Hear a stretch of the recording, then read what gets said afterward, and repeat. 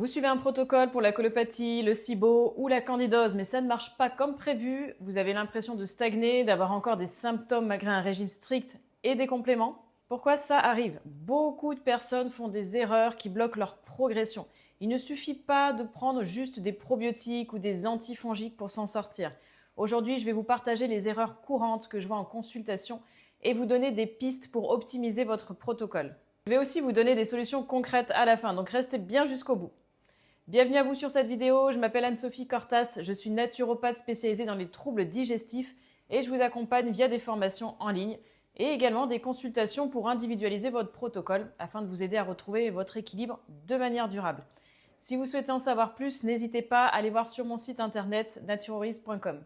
L'erreur, tout miser sur les compléments et médicaments. Beaucoup de personnes pensent que les antibiotiques pour le SIBO, les antifongiques pour la candidose ou les probiotiques pour la colopathie suffisent à tout régler. Pourquoi c'est une mauvaise approche? Ça attaque le problème, mais ça ne règle pas la cause profonde.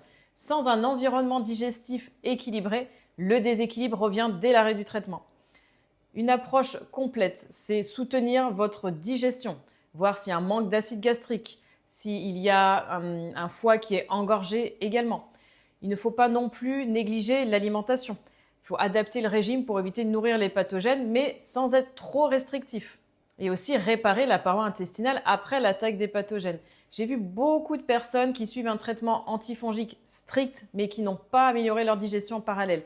Le résultat, il y a une rechute dès qu'elles réintroduisent certains aliments. Autre erreur, une alimentation trop stricte qui aggrave le problème.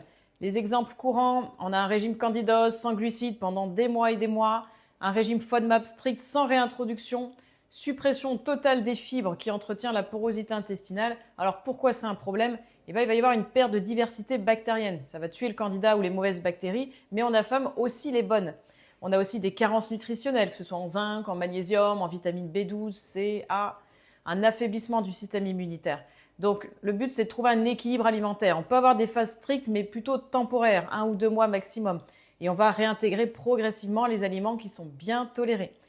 Toujours s'assurer d'avoir des bonnes sources de fibres et de glucides. J'ai une cliente qui a suivi un régime FODMAP ultra strict pendant 6 mois. Résultat, plus de diversité microbienne et aggravation de sa sensibilité intestinale. Une autre erreur, ignorer le foie et les reins pendant un protocole. Quand on tue des bactéries ou des levures, elles relâchent des toxines, endotoxines, mycotoxines. Vous pouvez aller voir ma vidéo sur le die-off d'ailleurs à ce sujet.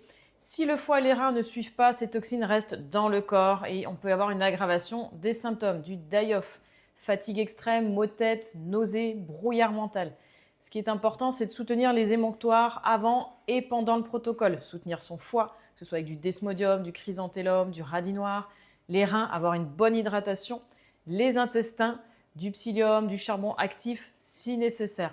Beaucoup de personnes commencent les antifongiques et se sentent super mal. En réalité, ce n'est pas un effet positif du protocole, mais une surcharge toxique parce que le foie ne suit pas. Autre erreur, négliger l'influence du stress sur la digestion. Le stress et la digestion sont liés, ça bloque la production d'enzymes et d'acides gastriques. Notre système nerveux, s'il est déséquilibré, il va entretenir l'inflammation intestinale. Des émotions négatives, elles peuvent empirer la perméabilité intestinale d'ailleurs. Donc c'est important d'aller intégrer des techniques de respiration, cohérence cardiaque, pranayama, du breathwork, de la sophrologie et de la méditation, un bon sommeil aussi pour avoir une bonne réparation intestinale. Beaucoup de personnes me disent « je fais tout bien mais je n'avance pas » et en creusant, on se rend compte qu'elles sont sous stress intense. Et ça, c'est un énorme frein pour votre régénération.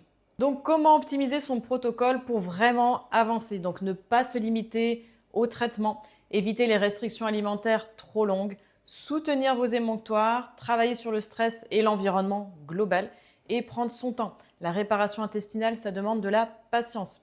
Dites-moi en commentaire si vous êtes en plein protocole et où vous en êtes.